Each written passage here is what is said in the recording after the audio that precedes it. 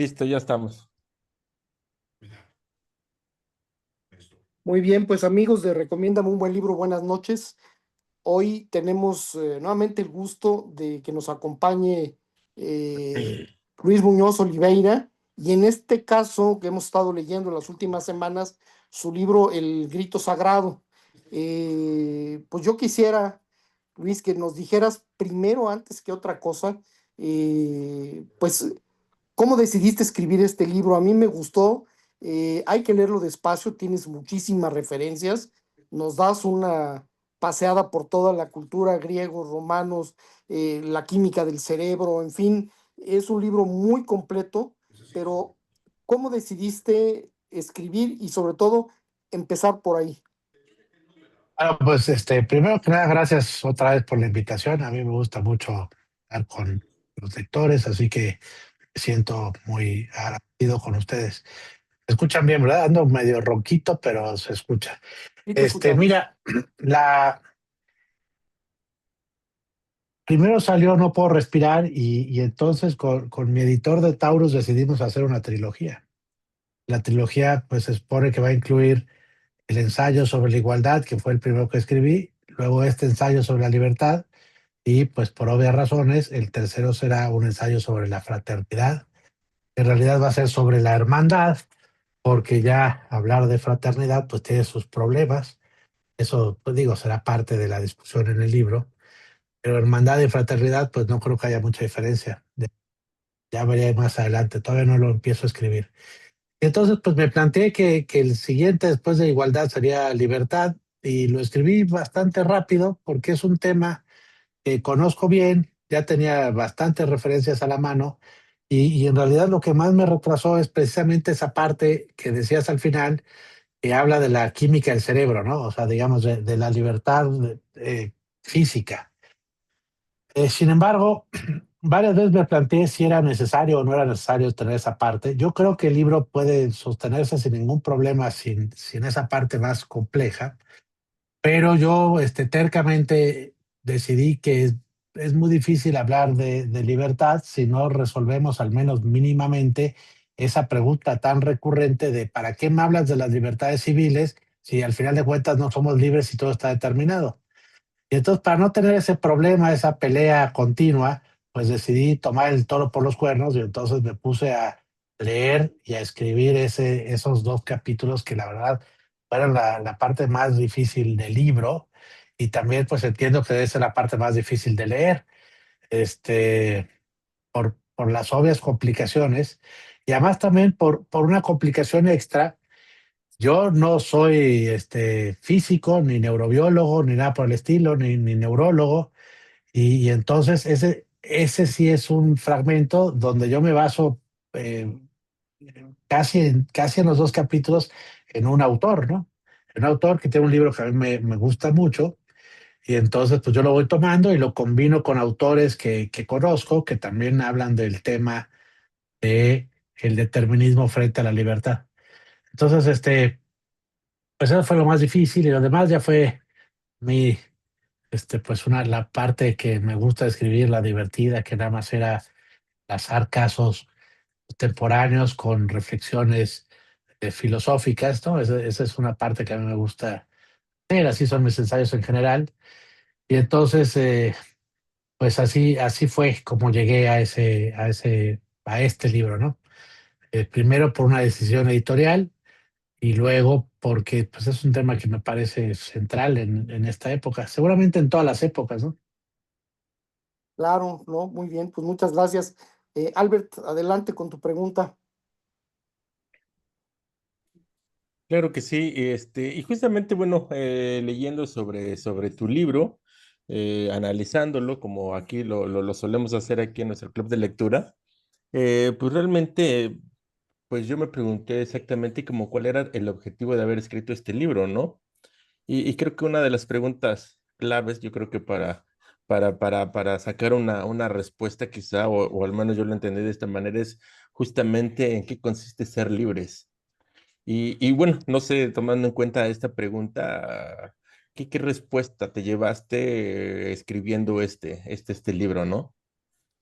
Claro, sí, justamente el libro se trata de contestar más o menos de qué hablamos cuando hablamos de ser libres, ¿no? Entonces, como trato de decir ahí, pues es una pregunta que tiene varios niveles, sobre todo porque la libertad se entiende de muchas maneras. Entonces, yo lo que trato de hacer es pues tratar de ceñir los conceptos para que cuando hablemos de libertad, al menos los lectores del libro y yo, pues estemos hablando de lo mismo. Entonces, yo creo que la primera parte, la más amplia, es la libertad en el sentido de ser capaces de actuar en el mundo. Esa seguro sería, según yo, la primera y más general de las definiciones, que es precisamente a lo que me refería antes, esa disputa larguísima que no tiene una respuesta todavía entre si somos libres, es decir, si podemos actuar sin estar determinados. Por supuesto, ustedes habrán oído que hay una gran cantidad de personas que dicen que todo depende de una causa previa, como la física newtoniana básica trata de decir, ¿no? O sea, si pasa algo es porque antes hubo una causa y esa causa es efecto de una causa anterior y así va evolucionando el mundo de la causalidad. Pero siguiendo a este señor, que es muy interesante, Mitchell, pues yo trato de plantear que la vida es precisamente la capacidad de aislarse del desorden de la física y luego, pues siendo nosotros los seres que somos, gracias a la evolución y a la forma en la que se han ido transformando pues, nuestra especie, además tenemos un conjunto de sistemas neuronales que nos permiten tomar decisiones no causadas o ser causas de lo que sucede en el mundo. Y ahí está la primera polémica. Entonces yo te diría que la libertad primera, que sería la libertad física, consiste en la capacidad que tenemos de actuar. Y si ya aceptamos que tenemos capacidad de actuar o suponemos que tenemos capacidad de actuar, entonces ya viene el resto de libertades de las que yo hablo en el libro, que son aquellas libertades que podemos definir como aquello que puedo hacer sin menoscabar las libertades de los demás. Entonces, esas son las dos cosas que yo creo que consiste ser libre. Pero hay una tercera, ¿no? Que es con la que inicia el libro, que son los sueños de la juventud, donde la libertad quiere decir hacer lo que uno quiera. Lo cierto es que eso yo sí creo que es un sueño. Nadie nunca en ningún momento puede hacer todo lo que quiera. Entonces, esa búsqueda por esa libertad es simplemente una pulsión humana, pero una pulsión engañosa. Claro. Y por otro lado, ya nada más para terminar, entre tu libro, pues bueno, hay bastantes referencias, ¿no? Y referencias filosóficas. Y por un lado te vas a la filosofía clásica, ¿no? En donde mencionas, por ejemplo, a Epicuro, pero también está la parte de la pues, filosofía contemporánea, ya más reciente. ¿Y cómo fue ese tu estilo creativo, tu reto creativo, pues en el de justamente ir tejiendo pues todos estas referencias, ¿no? Tanto pasadas como pues más recientes. Bueno, sí, precisamente, o sea, después de tratar de establecer que tenemos la capacidad de actuar, me fui a explorar el concepto de libertad, porque lo cierto es que, eh, pues, obviamente hace 5.000 años apenas hemos encontrado algunas lillas que enumeran ovejas, y digamos, lo escrito, pues, no tiene tantos años de antigüedad. Entonces, pues, la libertad como concepto, pues, la podemos trazar según lo que yo leí, pues a la Odisea. Quizá en algunos textos de la India, los Vedas lo hayan tratado, eso sí no lo estudié y no podría decir nada al respecto. Al menos en la filosofía occidental, la primera referencia, bueno, en el pensamiento, porque ni siquiera filosofía, en el pensamiento occidental, la primera vez que aparece nombrada la libertad es en Homero y siempre es opuesta a la esclavitud. Y entonces eso nos puede permitir pensar que fue frente a la esclavitud, frente a la subyugación de unos por los otros, que nació el concepto de libertad de los seres humanos. O sea, primero tuvo que haber un opresor y un oprimido para que luego pensáramos en la libertad. Cuando éramos todos libres, si es que lo fuimos, porque como no quedan textos, además nos toca suponer, pero supongan una comunidad bucólica de seres prehistóricos que caminaban el mundo sin ninguna opresión, supongamos que eso existió. Entonces ahí seguramente no tenían el concepto de libertad. Eh, Porque si no has sido oprimido, difícilmente puedes pensar libertad o cómo pensarías en la libertad. Entonces es ahí donde empieza el concepto y a partir de ahí pues hago un recuento que puede parecer un poco largo, pero en realidad se dan cuenta que pues, es muy breve porque son 2 capítulos de 20 páginas y meter o de menos de 20 páginas y meter toda la historia del concepto que tiene más de 2000 años en 20 páginas, pues es un esfuerzo de ir corriendo sin ser demasiado superficial. Entonces lo que hice fue centrarme en algunos autores que me interesan mucho e ir trazando la línea entre lo que ya se conoce muy bien desde Condorcet, como la libertad de los antiguos o la libertad de los modernos. Y yo creo que esa distinción es bien importante porque hoy día sigue en pugna. Es decir, la idea de libertad que tenemos un grupo de personas es muy distinta a la libertad que tienen otro grupo de personas. Y entonces también nos cuesta a veces mucho trabajo siquiera ponernos de acuerdo de estar hablando de la misma cosa. Les doy un ejemplo muy sencillo. Lo menciono en el libro, ¿no? Pero de una vez lo traigo a la mesa. Hay quien defiende que la primera libertad y la más importante es la soberanía del Estado y del pueblo frente a los invasores, los opresores, los otros. Entonces, en pos de esa libertad, se puede hacer casi cualquier cosa con las libertades de los ciudadanos, suprimirlas, por ejemplo. Entonces, ahí hay una pelea entre la soberanía de la nación y la libertad de los individuos. Y esa es precisamente la pugna entre la libertad antigua y la libertad moderna. Entonces, quiero decir, cuando se empieza a discutir no solo la libertad de los antiguos, sino también la libertad de los modernos, se genera un problema que no ha sido resuelto. Es decir, no es que la libertad de los modernos acaba con la de los antiguos, la supera, está en un nivel, en un estado de desarrollo más elevado. No, lo que pasa es que son dos formas de entender el mismo concepto. Y entonces esa pugna que parecía resuelta, lo que pasa es que acuérdense que la historia siempre cree que resuelve las cosas y luego siempre resurgen los problemas.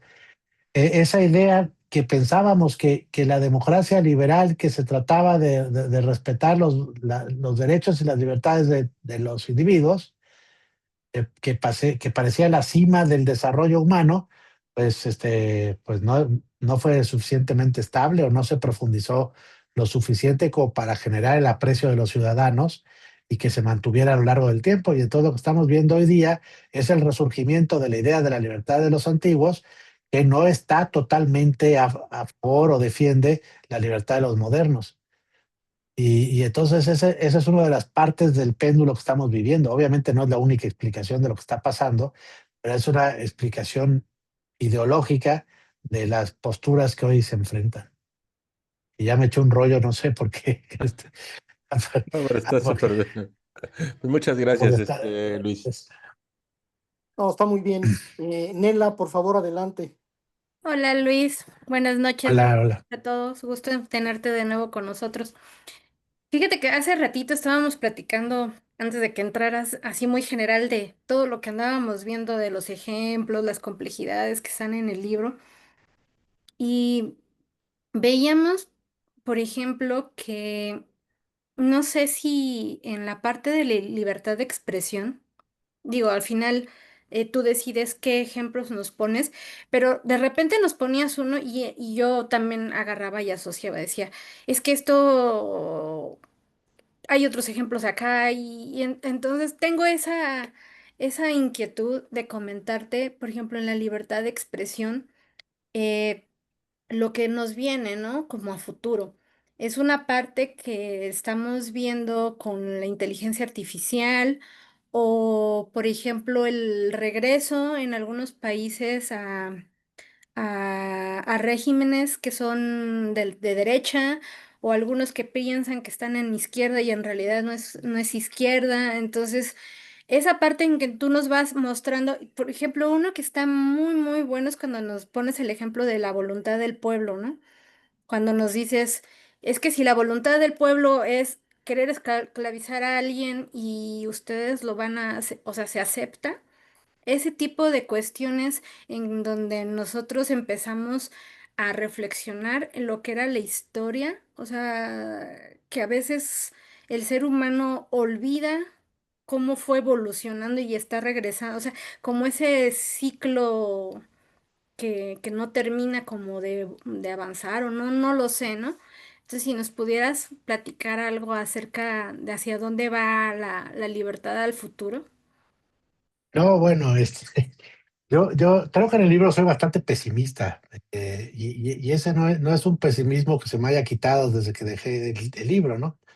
En realidad, el libro lo terminé de escribir no lo terminé de escribir, en enero de este año, sí, en enero de este año. Y nos han pasado 8 meses y estoy más pesimista que antes. Yo creo que la, la democracia que defendía las libertades, que le llamamos democracia liberal, dejó, yo sigo creyendo que es el mejor régimen posible, pero tampoco hay que negar que dejó mucho a deber.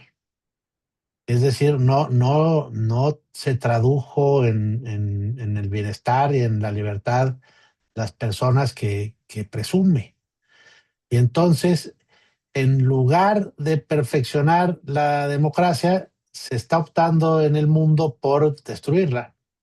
Porque en lo que quizás estamos todos de acuerdo es que la democracia como la conocíamos no era perfecta, en realidad era muy imperfecta, y entonces ante las alternativas que se nos ofrecía, que era profundizarla y mejorarla o destruirla, ganó destruirla. Entonces vamos camino a un mundo donde lo que teníamos muy claro, lo que habíamos planteado como desarrollo humano, que era que las personas vivieran con la mayor capacidad de libertades posible, lo cual sin duda alguna también implica un cierto nivel económico. O sea, no hay libertad en pobreza extrema, o se acotan mucho las libertades. Quizá ese fue uno de los grandes errores del- de la democracia como se fue construyendo a partir de la Segunda Guerra Mundial y hasta que empiezan los populismos del siglo XXI. Es decir, empezó a profundizar en las libertades en papel, pero las libertades en la vida real a veces era muy difícil verlas. Y entonces estamos en el péndulo que va otra vez en regreso a regímenes totalitarios que logran hasta cierto punto cierto bienestar económico y social, y, y sin embargo sacrifica la libertad. Entonces lo que uno se tiene que preguntar es, digamos, una pregunta que yo me hago críticamente: ¿de verdad valen más las libertades con pobreza que un mundo sin pobreza y sin libertad? Digo, estoy siendo dicotómico y la verdad es que el mundo no se plantea así, pero si nos obligaran a tener esas dos ideas, pues yo no veo muy clara la respuesta. O sea, yo siempre he sido el defensor de la libertad, pero sí creo que la libertad tiene que ir acompañada de ciertas condiciones de vida mínimas. Yo cito a una autora en el libro, creo que hacia el final, Ipi se apellida, ¿no? Si no han leído su libro, pues es un libro, quizás es un poco largo, pero la verdad es que es bastante interesante. Es su autobiografía. Ella es una albanesa, nació en la Albania comunista, y nos cuenta cómo el régimen de esa Albania era, era el comunismo más radical, pero no en el sentido más justo, sino el que más policía tenía vigilando a los ciudadanos convertidos en policías de los otros ciudadanos, filas para todo. Entonces, pues ella es muy crítica de ese régimen, pero cuando ella logra escaparse, pero más bien cae el régimen, y ella viene, va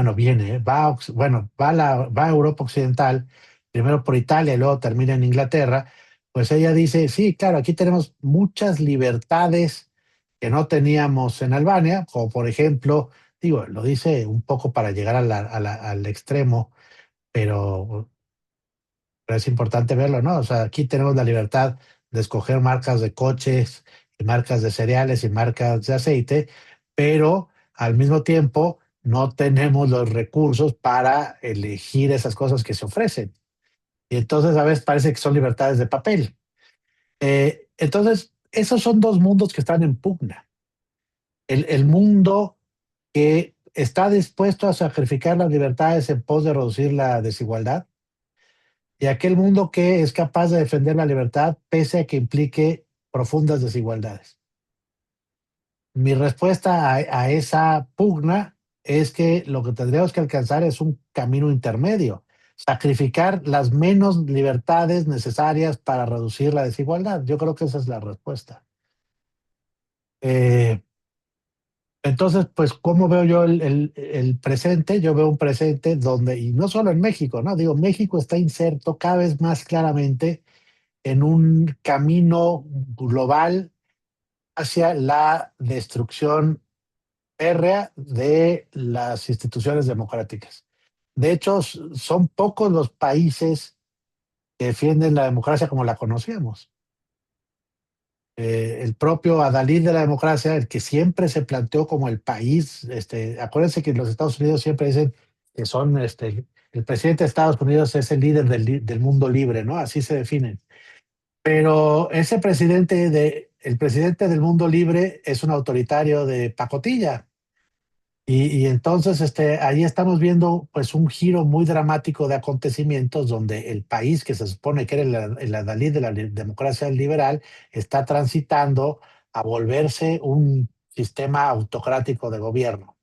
Y México está en esa misma ola que está pasando también en Venezuela, obviamente en Nicaragua, está pasando en algunos países europeos, sin duda alguna Hungría, China pues ya es un representante muy sólido de ese tipo de gobierno, etcétera, es un largo etcétera.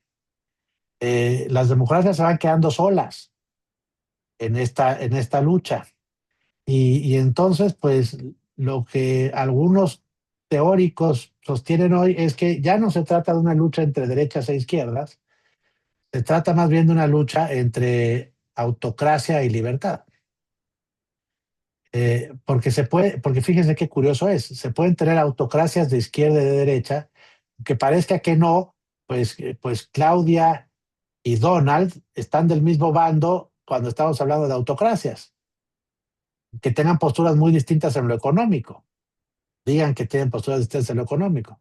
Y entonces, y luego, pues del lado por ejemplo, los de los defensores de la libertad, pues unos pueden ser de izquierda, como podríamos pensar en el chileno Boric, o algunos de derecha, como podrían ser, o de centro derecha, como puede ser Alemania o los países nórdicos que han ido girando a gobiernos de centro derecha.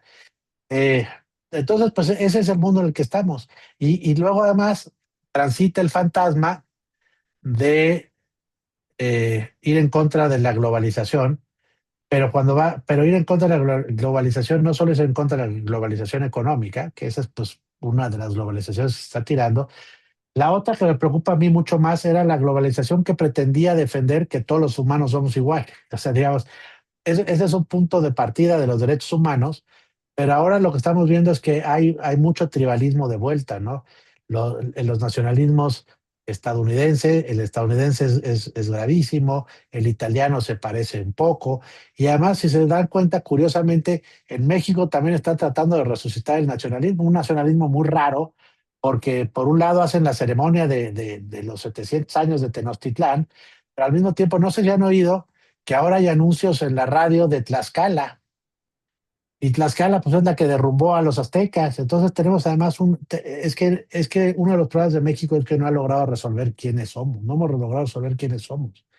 Si ustedes leen a Vasconcelos, yo ahora estoy leyendo mucho a Vasconcelos por el libro que estoy escribiendo, pues él era un defensor de nuestros antepasados, pero él tenía clarísimo que nuestros antepasados son los pueblos mesoamericanos y los pueblos europeos que llegaron a conquistarlos. tenemos para Vasconcelos tenemos unos antepasados dobles y por eso éramos mestizos. El mestizo no se entiende sin la mezcla, es una mezcla entre diferentes. Y en cambio ahora lo que está defendiendo de una forma absolutamente loca, vamos a decir que yo no le encuentro lógica, que una mujer venida de Europa del Este, de una familia que era perseguida, judía, ahora tenga el bastón de mando azteca y diga que viva la nación azteca, pues es de locos. Es de locos, vivimos en un mundo de locos. Para mí eso es simplemente propaganda. Pero acuérdense que pero así empiezan estos regímenes, hacía lo mismo Mussolini, ¿no? Con el águila romana. En fin, ya me fui muy lejos, pero ese es el mundo que yo veo.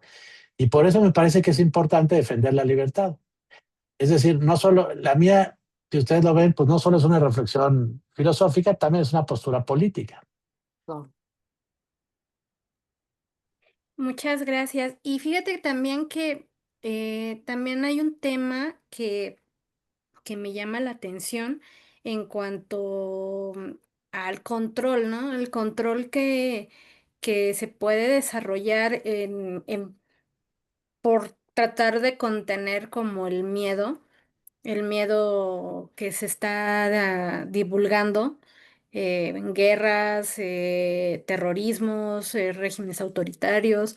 Entonces, ¿a qué nivel va a llegar el ser humano como tal a estar quitando este tipo de libertades y asumir que a lo mejor, o sea, con el acceso a máquinas también? O sea, nos estamos acercando cada vez más a las distopías literarias que los vemos en películas.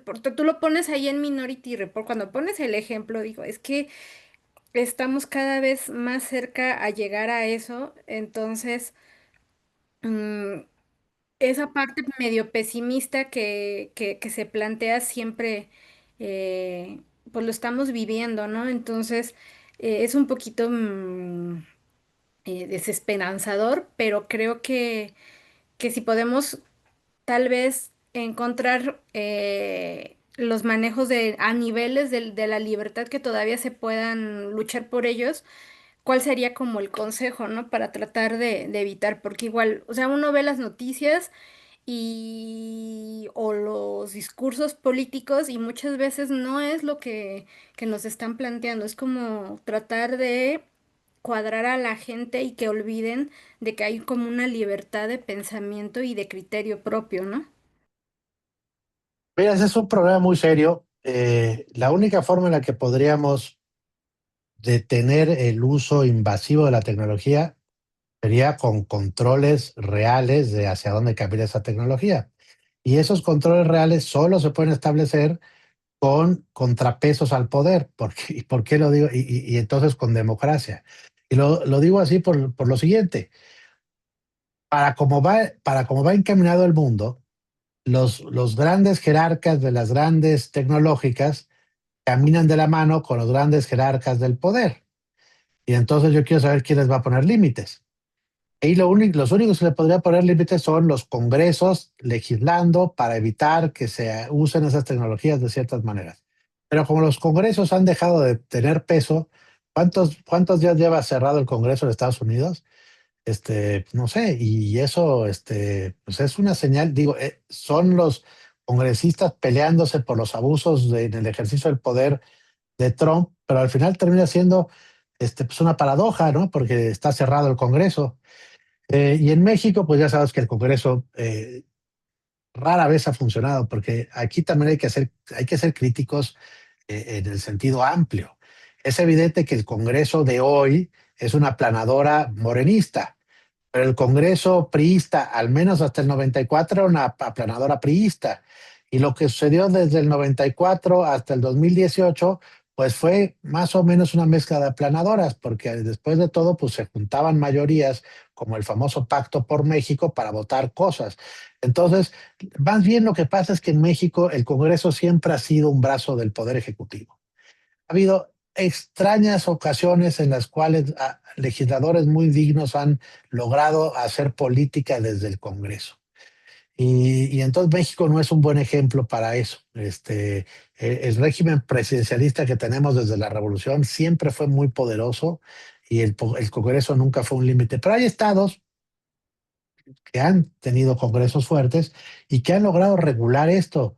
Entonces, habría que regular, por ejemplo, cómo se usan las tecnologías que intercambian todo lo que saben de nosotros para hacer unos perfiles de qué queremos y cómo pensamos, ¿no? O sea, pasa por todos lados, pero las famosas cookies son son el inicio de estar rastreando nuestra actividad en la red. Vamos a terminar orillados, como hemos visto en muchas distopías, a que aquello que queremos hacer que no sea rastreable, lo vamos a tener que hacer fuera de línea. O sea, nos vamos a tener que volver a juntar en lo oscurito, para hablar entre nosotros, sin que los demás puedan rastrear lo que estamos haciendo, lo cual quizá tampoco está tan mal, ¿no?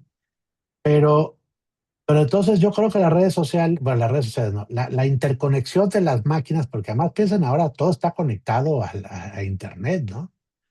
Puedes prender y apagar tu cafetera y tu... Es decir, si alguien en el gobierno te quiere controlar de verdad, y ahí tiene una idea para un thriller psicológico, te puede mover todos los aparatos de tu casa, subir y bajar las cortinas, prender y apagar la cafetera, prender y apagar la televisión, cambiarte el canal. Es decir, y claro, y enterarse de todo lo que haces, porque además como los micrófonos de todos nuestros instrumentos se escuchan, pues básicamente, a menos que los apaguemos, quien quiera meterse puede escuchar todo lo que hablamos, lo que decimos, lo que hacemos, etcétera. Entonces, ese, ese mundo está muy controlado y va a estar más controlado todavía. Eh, este, pero también hay que entender que esa nunca fue la plaza pública. Es decir, Facebook y Twitter e Instagram, lugares a los que son, digamos, sitios virtuales de reunión, son ejemplos virtuales de lo que en la realidad serían los centros comerciales. Son espacios privados donde uno va a pasear, pero que tienen que seguir las reglas de los privados, no de los públicos. Entonces, lo que tenemos que retomar es la plaza pública. La discusión pública se hace en espacios públicos. Por supuesto que puede usar los sitios privados. Uno puede gritar en el centro comercial cosas, pero también tenemos que tener, pues exigir en la plaza pública. Ahora, claro, ese camino está muy complicado, caminar por estos días. Y luego, lo que a ti te preocupa, que a mí me preocupa también, son el desarrollo de estas máquinas que empiezan a escanearnos el cerebro, ir encontrando cosas. Digamos, hoy día todavía no pueden saber qué pensamos. Pero eso no quiere decir que no vayan a saberlo. Lo que sí pueden saber ya es qué partes de nuestro cerebro están prendidas. Eso lo saben hace 30 años, ¿no? Es que antes, para saber otros, te ponían las famosas cosas esas, no me acuerdo cómo se llaman, y se conectaban a una máquina y te hacían un escáner de tu cerebro.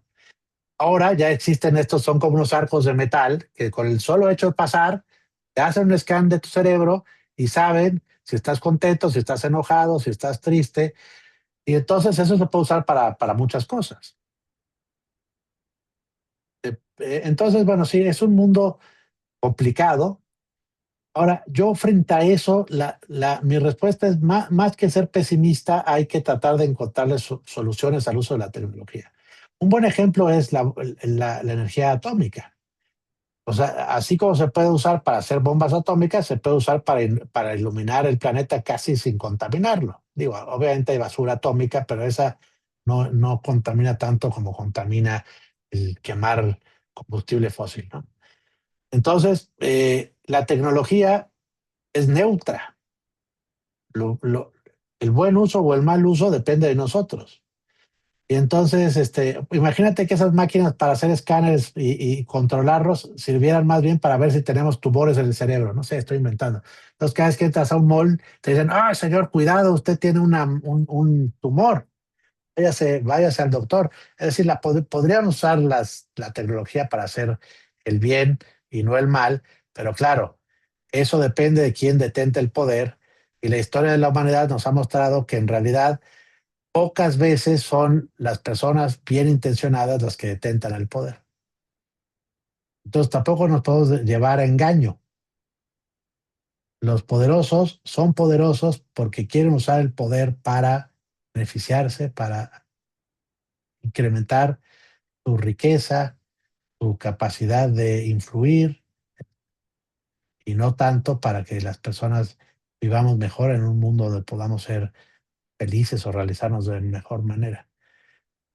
Pero eso sí que no es nuevo, ¿eh? No le puedo echar la culpa a la 4T, porque o sea, piensen en Calígula para dar un ejemplo. Muchas gracias, Luis. De nada. Gracias. Ale Muñoz, adelante.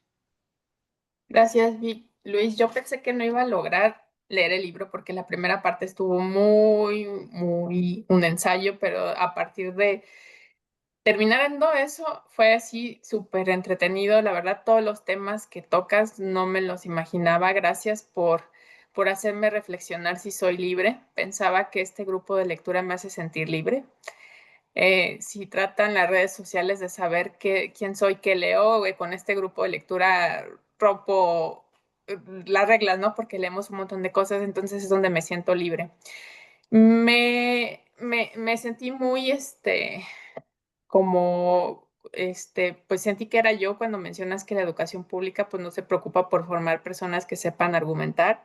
Yo soy una de ellas, no logro argumentar. Tengo otras cualidades que obviamente la escuela sí se preocupó. Tengo buena ortografía, tengo muchas cualidades, pero eso yo no lo tengo. Entonces, la primera petición que te hago es una recomendación de un libro, porque todo tu libro hace un montón de recomendaciones. Hablábamos que tenemos que leer alguno de los que tú mencionas porque son buenísimos, pero me gustaría preguntarte primero ese, ¿qué me recomiendas para poder argumentar y defender la razón de mis puntos de vista?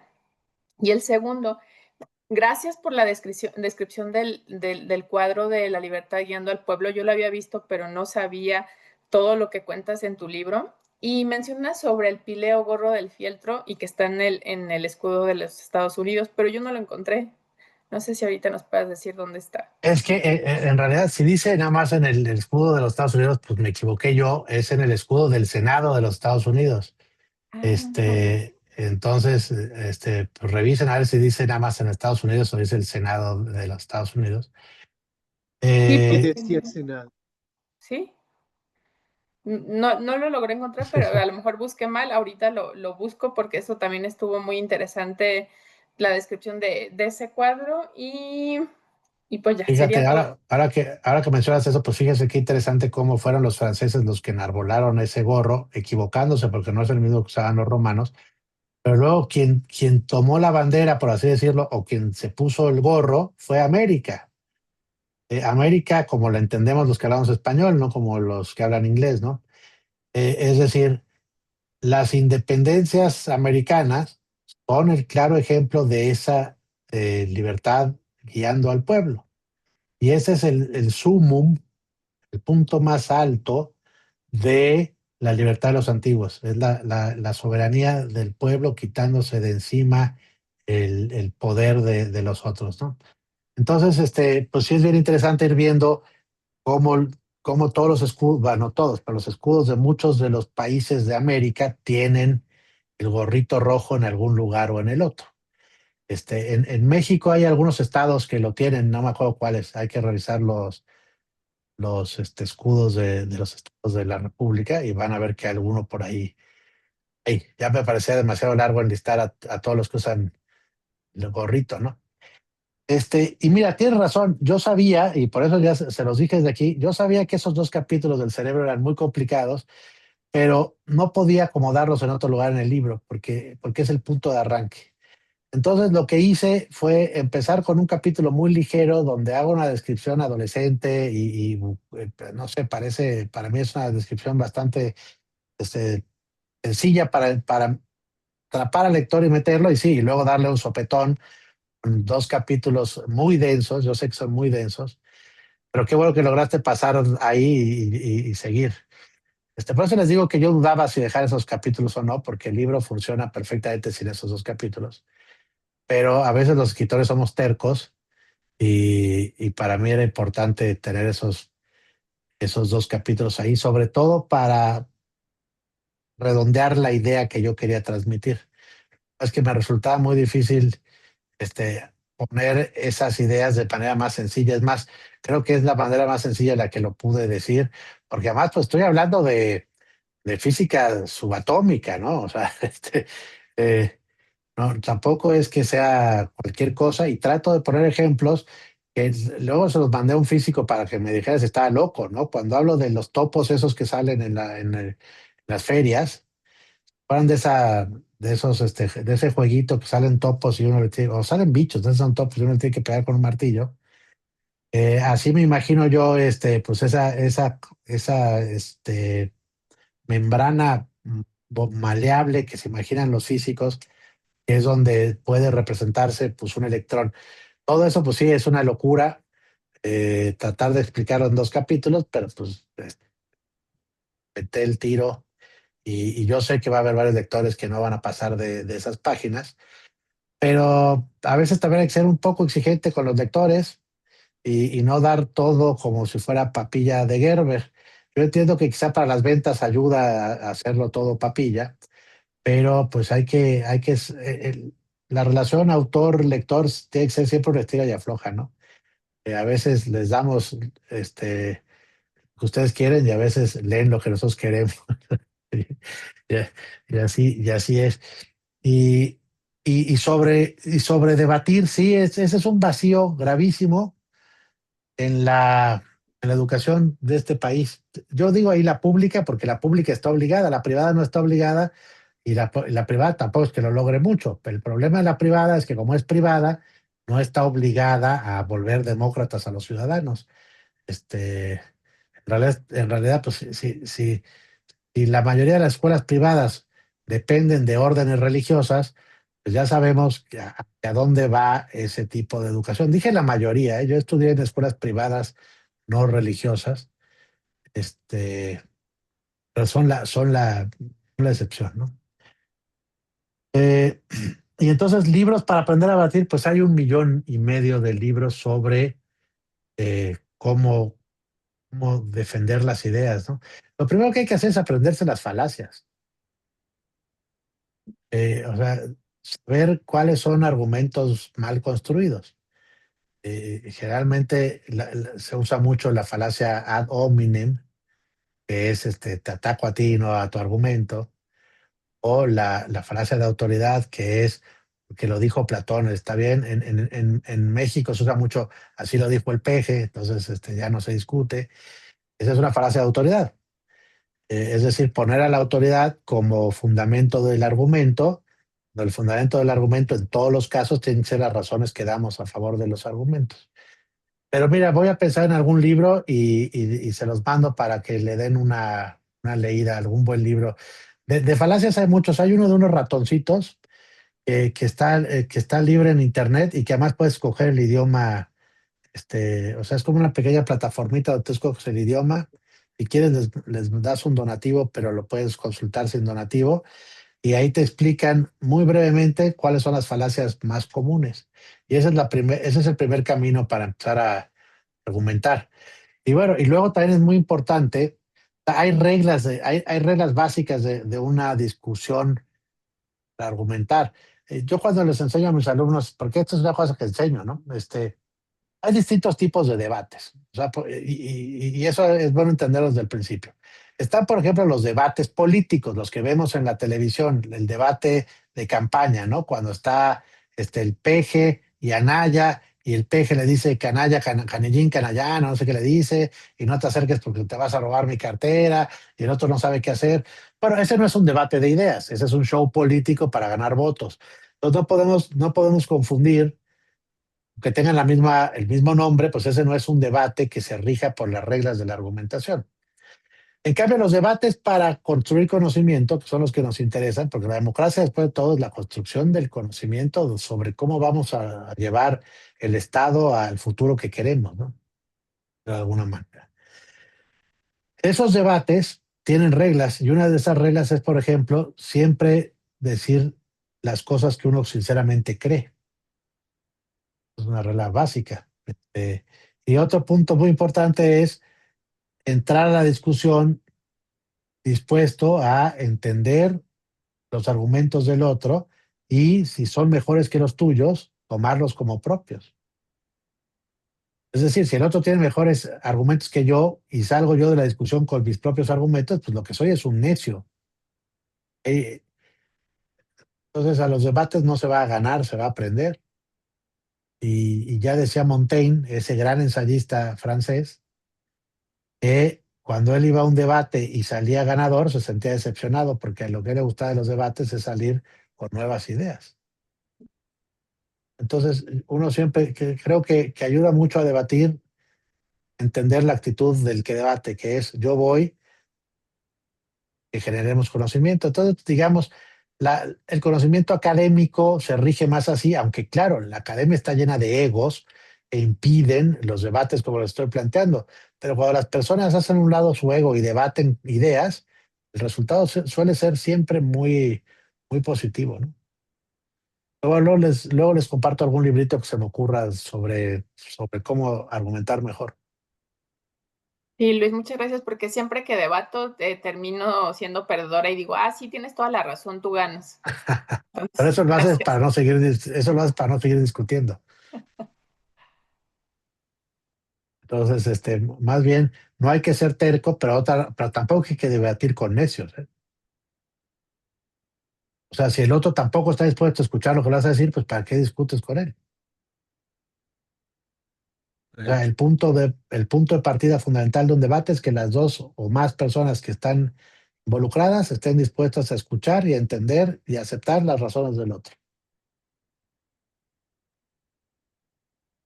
Muchas gracias, Luis. Nada, Muy Alejandro. bien. Gusto. Verónica, adelante, por favor. ¿No estaba Ricardo antes? No, es que ya la pregunta de Ricardo ya fue contestada. Ok, ok. Bueno, Luis, buenas noches, mucho gusto. Por fin supe que Igualmente. era el LM. Es que soy tramposo. Pero también Yo, lo hace D.H. Lawrence, ¿verdad? O sea, no soy el único loco sí, que... así es, así es. Y a mí me encantó tu libro, ya me lo leí desde el mes pasado. Como bien dijiste, es muy difícil y complejo lo que hiciste resumir conceptos complicados en un libro que es corto en realidad y que se puede leer con atención. Y el tema que tocas, pues dramáticamente triste, la pérdida de las libertades y ante lo que nos planteabas de una libertad con unas grandes diferencias o un mundo de bienestar donde todos estamos parejos, ahí diría yo que si no se puede llegar hacia donde vamos, no creo que estamos perdiendo en México poquitos años que se intentó tener una democracia. Entonces, es muy doloroso. A mí me ha dado temporadas depresivas verdaderamente, porque aparte creo que en una libertad, desde cualquier punto tienes hasta la libertad de remontar desde el nivel en que te encuentres. Y en un esquema donde te dan o te la pasas haciendo filas para el bolillo, para los 100 gramos de carne, pero te dan y todos parejos, ahí creo que es el individuo, ahorita que comentabas de la autora albanesa, es que la gente vive hasta triste. Todo el bloque comunista vivía además, como la Stasi en Alemania, monitoreados, vigilados por los padres, por los tíos, por el vecino. Yo digo, ¿qué clase de vida es esa? Donde tienes que cuidar hasta que respiras, ¿no? Y como dices tú, o sea, te van a circunscribir a un mundo actual, digo, con la tecnología hacia donde vamos, pues la tendencia, la Agenda 2030 es para allá, ¿no? Va a controlar al individuo para que ellos sean, abatir el efectivo, el uso de dispositivos. Y luego yo me pregunto en Suecia, que se supone que es una sociedad muy avanzada, 4,000 personas, un poco más, ya se instalaron un chip en la mano, donde ellos ya pues van a la vending machine, ya pueden entrar y están felices, felices. Y yo digo, de verdad, el individuo no elabora hacia dónde va esta pérdida de libertad.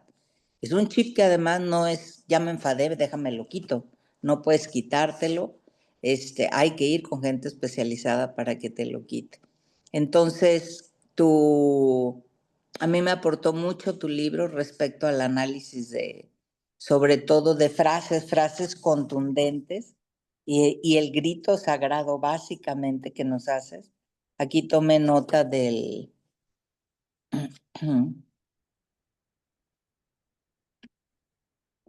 y precisamente el razonamiento que haces de Espartaco, que es un hombre libre y que gana aún muriendo un esclavo. Y creo que ahí está la carnita completa de qué significaría esas dos opciones que ahorita comentabas previamente. Entonces, a mí sí me gustó mucho tu libro. Hoy lo volví a retomar con todo lo que había subrayado y yo creo que es un libro que ojalá pudieran leer más personas para razonar qué es lo que estamos perdiendo, porque lamentablemente a veces no valoramos lo que tenemos hasta que se pierde y no te puedes regresar. Y creo que es una aportación. Tú das clases, ¿verdad?, de filosofía. Sí. No sé si todos tus alumnos ya hubieran leído el ensayo, porque es en ese segmento la parte muy importante de que se den cuenta, porque a veces ellos promueven, los chicos, cosas que realmente no alcanzan a comprender y son llevados. Hoy, todos nosotros los que estamos aquí, somos de otra generación muy diferente a los desarrollos tecnológicos. Y mi pregunta va, ¿de dónde va el punto primigenio de hacer el disparador para escribir este ensayo? ¿Fue el tema político o precisamente eso que comentabas de percibir cómo el mundo va en parte negativa cada día, que te hace sentir pues más preocupado o más depresivo, entiendo yo? Sí, no, deprimido no, pero sí, sin optimismo alguno, ¿no? O sea, soy pesimista, no, no tengo muchas esperanzas de que el mundo sea mejor en 20 años. No ponerme más pesimista y decir en 100, ¿no? Pero digo, nadie puede profetizar qué va a pasar en 100 años, pero los próximos 20 años yo los veo muy oscuros. Y entonces, sí, mis ensayos en general, lo que trato es de hacer esta combinación entre divulgar la filosofía, que es algo que me gusta, explicar los conceptos de manera más clara, pero también pues hacer un poco discurso político. O sea, a mí lo que me gusta es defender mi postura. Es una postura, a mí me parece muy clara, pero luego resulta que en el mundo nadie entiende lo que uno defiende. O sea, cuando yo digo que yo soy liberal, me dicen que soy pues el hijo de Salinas y no sé qué. Y en realidad, pues lo que pasa es que estamos tan permeados de conceptos mal explicados Es correcto. que, por ejemplo, se confunde la libertad económica con la libertad política. No tienen por qué ir de la mano en lo más mínimo. A veces van de la mano. Eso se puede llevar pues el libertarismo más extremo, que es lo que defiende Milei, con el que también me meto. O sea, como se dan cuenta, en el libro me meto con todos, casi no dejo títere Sí, con cabeza. Y así entonces es. va a decir, y entonces ¿a quién le va, no? Pues bueno, yo le voy a esa estirpe de humanistas que querían construir un mundo con instituciones sólidas que hicieran que las personas estuvieran educadas en el sistema democrático y que fueran libres para escoger su vida. No es tan difícil enunciarlo. Lo que pasa es que es muy difícil construirlo. Y entonces esos 20 años de los que tú hablabas, sí hubo un intento por establecer la democracia en México, pero lo que pasa es que ni dio tiempo ni se logró profundizar lo suficiente como para que la gran mayoría de la población viera los beneficios tangibles e inmediatos. Los beneficios conceptuales eran muy obvios, pero lo que pasa es que pero los beneficios conceptuales no se entienden fácilmente. Y o sea, digamos, por ejemplo, la autonomía de los poderes o tener órganos autónomos, pues si entendemos la estructura del Estado, pues uno entiende muy bien cuál es su función. Pero si no entendemos la estructura del Estado, pues su función es totalmente este, etérea y entonces pues no alcanza. Yo creo que ahí hay culpa, hubo culpa de los demócratas. No me refiero a los estadounidenses, sino a los que defendemos la democracia. Nos dormimos en nuestros laureles, no supimos explicar su importancia, no supimos hacer los conceptos más asequibles a las personas. ¿Cómo podemos esperar que todo mundo entienda los conceptos como nos enseñan en la escuela? Y por eso es importante hacer el esfuerzo de llevar las ideas a más gente, explicándolas de una manera más sencilla, aunque obviamente pierde profundidad académica. Estos no son libros académicos. Yo no los podría presentar en ningún lugar como académicos porque se quejarían por todos lados, ¿no? Pero son libros que pretenden divulgar ideas y esa es una cosa que tampoco se hace mucho en México, fíjense. Es decir, si ustedes me tratan, si yo les pido que me den 5 divulgadores de humanidades en México, pues me van a citar algunos historiadores, pero filósofos hay muy pocos, si es que hay. Del derecho hay muy pocos, si es que hay. Ahí está Garza Onofre haciendo su labor también. Él es abogado, ¿no? Pero al final terminamos coincidiendo en muchas posturas, porque la filosofía política y la filosofía del derecho pues terminan dándose más de lo que uno se imagina en un principio. Entonces, pues la idea, yo ya les contaba, primero surgió porque llegué a un acuerdo con mi editorial y entonces decidimos hacer una trilogía que es de la libertad, de la igualdad y la fraternidad. Este ya es el segundo de los 3. Pero es que fíjate, es que son las 3 ideas que ayudaron a construir el mundo por el que luchamos 200 años. O Sí, sea, claro. el mundo que se está derrumbando hoy es el mundo de la Ilustración francesa.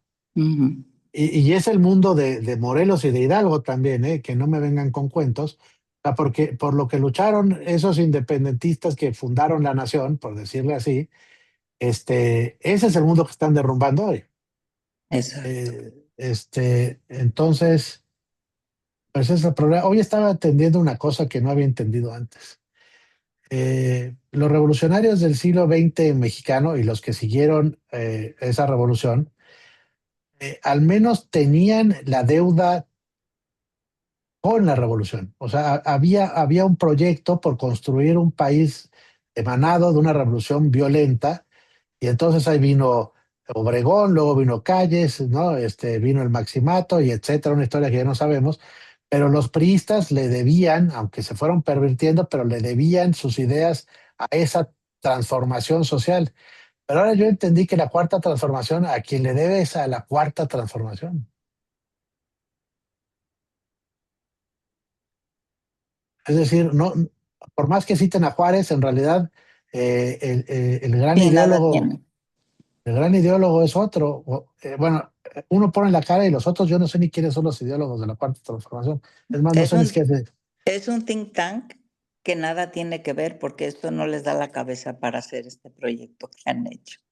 Pues Ellos yo no sé son, dónde está, porque además hay muchos países que siguen el mismo esquema, ¿no? así es, Eh, eh, entonces, no duden que se venda el manualito del populista, sí, porque claro. además se repite mucho.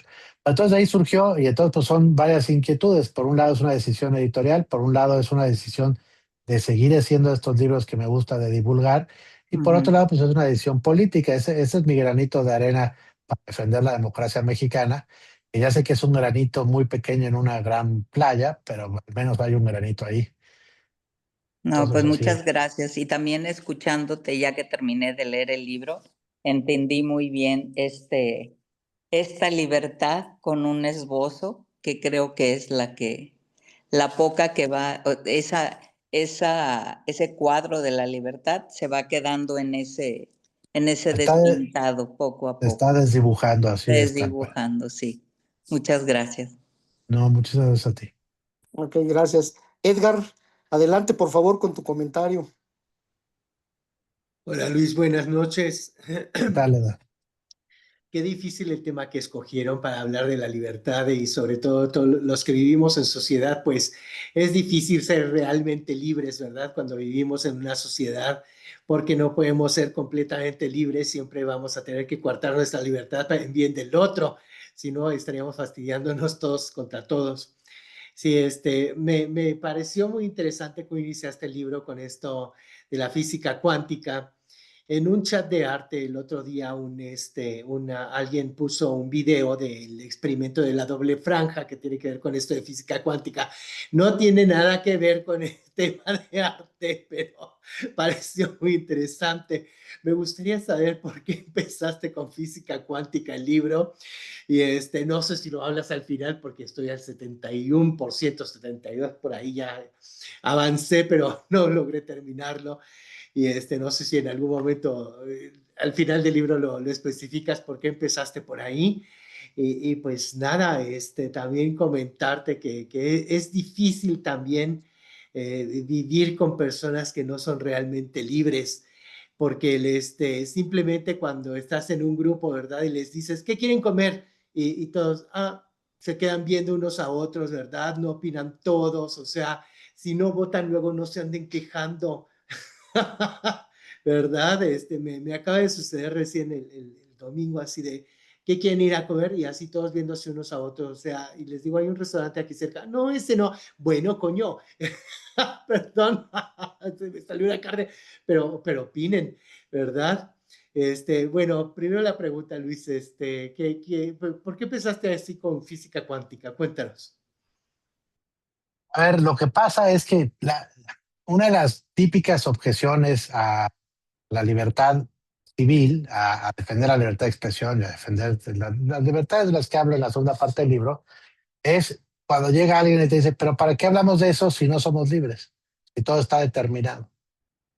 Entonces, para mí era muy importante poner en duda esa crítica, para luego poder hablar de lo demás. Porque si no, si yo no tocaba ese tema, yo ya veía a muchos que iban a venir a decir, ay, pero ¿para qué eso si estamos igual determinados? Entonces, me adelanto a un contraargumento. Es una típica forma de proceder de filósofo, ¿verdad? Es decir, como yo ya sé lo que tú me vas a tratar de decir, entonces te lo explico antes de que me lo digas. Y bueno, entonces es así por lo que empecé con física cuántica. Muy bien, me hiciste reír. Se ve que me hiciste reír. Muchas gracias, Luis. Sí, No, de pero nada. tú sabes que con el experimento de la doble rendija, pues no se puede decir que está determinado, ¿verdad? No, te agradezco mucho, Luis. Muchas Bueno, pero es que gracias. o sea, ese experimento, para lo que sí sirve es para mostrarnos que no podemos saber dónde van a aparecer los electrones. Y entonces eso sirve para, ya lo había dicho Epicuro, lo que pasa es que Epicuro lo dijo por suerte, pero Epicuro ya había dicho que había partículas que tenían un giro inesperado, esos son los electrones, y entonces no hay, esa determinación absoluta no existe. Entonces, para eso sirve ese experimento. Muchas gracias, Luis. ¿Verdad? No, pues muchas gracias. Creo que hemos cubierto la mayor parte de las preguntas. Te queremos agradecer porque el día de hoy, aparte de lo que nos das en tu libro, pues nos diste una clase muy completa y desmenuzando muchas de las dudas que habían quedado. Así es que te agradecemos mucho tu tiempo, esta plática y bueno, que nos hayas compartido este libro. Y por último, pues te pedimos la foto. La Yo también tengo fotocopia mi libro. nos va a hacer favor de sacarla.